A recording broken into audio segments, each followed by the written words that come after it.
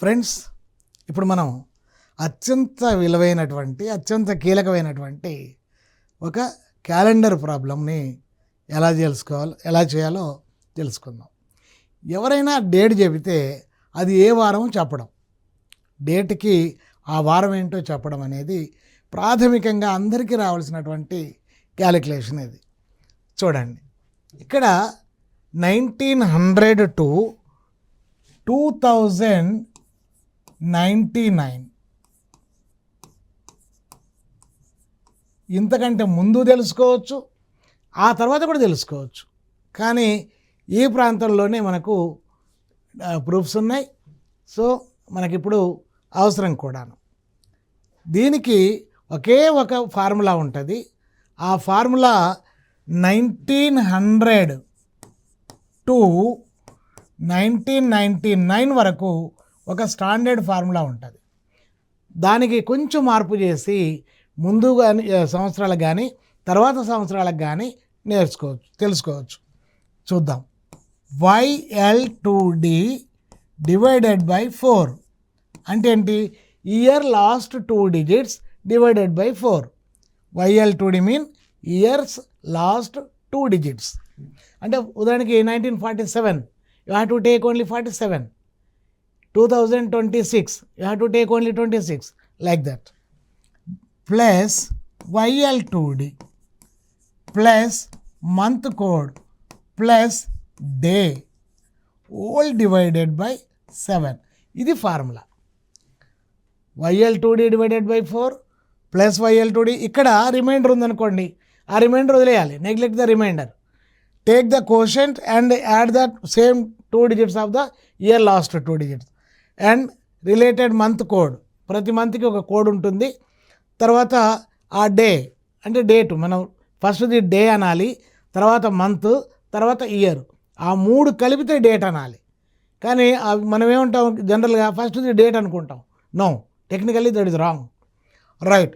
ఇక్కడ 0 అనేది లీప్ ఇయర్స్కి, 3 అనేది లీప్ ఇయర్స్కి.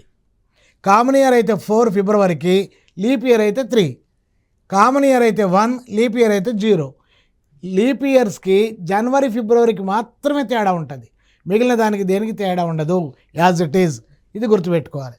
For example 1947 August 15th August 1947 ఏ వారం అయింది అన్నారనుకోండి.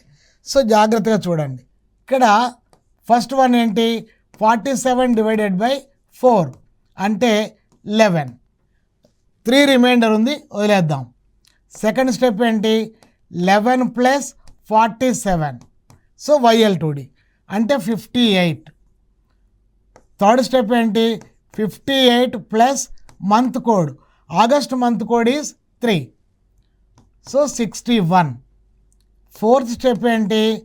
61 plus day mean 15, 76. Last step ఏంటి? 76 divided by 7. 7 10 70. What is the remainder here? 6. 6 అంటే ఫ్రైడే. సింపుల్. ఈ చిన్న క్యాలిక్యులేషన్ ఏదైతే ఉందో ఇది సింగిల్ డిజిట్ ఆపరేషనే అంటాం. అది బ్రెయిన్లో జరగాలి. బ్రెయిన్లో జరిగి 30 సెకండ్ కంటే ముందు చెప్పగలగాలి.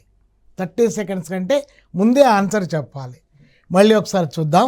ఇంకొక డేట్ వేసి చూపిస్తా చూడండి. 10/11/1965. 10/11/1965. So what is the first number? First step 65 divided by 4. 4 1 4, 25 ఉంది. 4 6 24. రిమైండర్ ఈజ్ 1, వదిలేద్దాం. 16 plus 65, so 81. Third step 81 plus month code is 4, 85.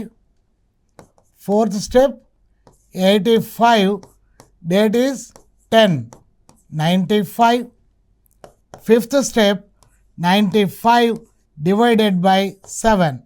7 1 7, 25, 7 3 are 21, 4 is the remainder.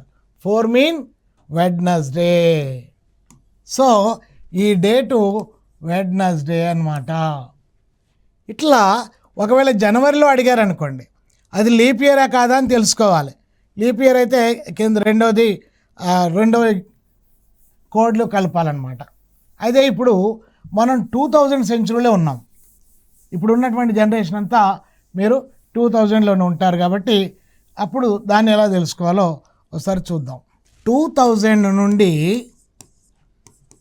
2099 వరకు ఒకటే principle, YL2D divided by 4 plus YL2D plus MC plus day plus 6.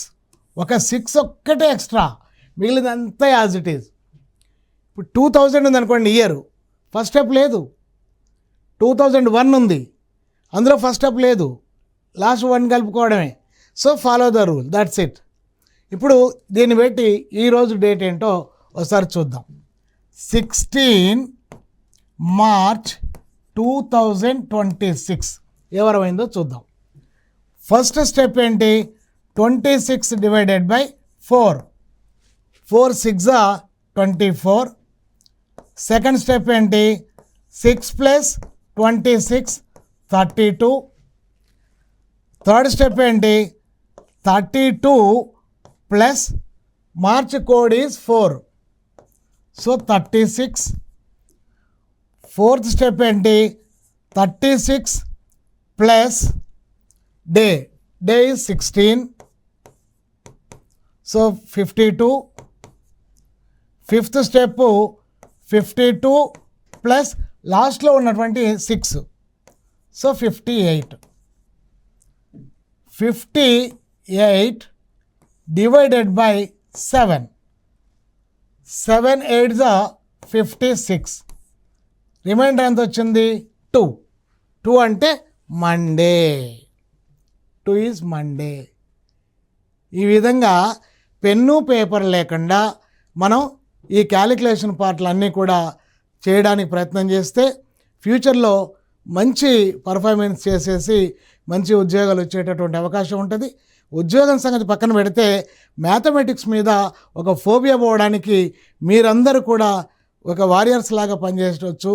వచ్చే generation mathematics మీద భయం లేకుండా ఉండాలనేది దీని ఉద్దేశం మిత్రులారా. Thank you.